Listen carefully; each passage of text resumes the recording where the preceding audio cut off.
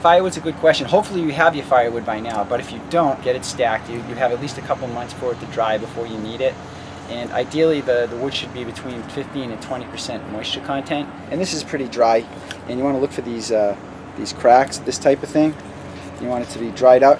And if you have wood and you're afraid that it might be above that, sometimes you can actually split it into smaller pieces. And by splitting it smaller, it tends to dry better. You want to elevate the wood by putting it up on pallets. You want to get it off the ground.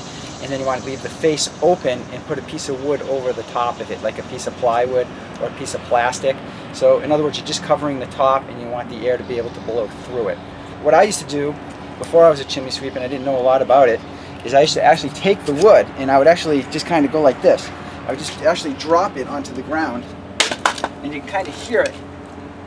You kind of get that bowling pin sound. So you hear that? It almost sounds like a strike. And that's usually a pretty good indicator that it doesn't have a lot of moisture in it. And if there's any doubt, you really should wait. You're better off waiting for it. See if you can keep it in the sun and cover the top of it.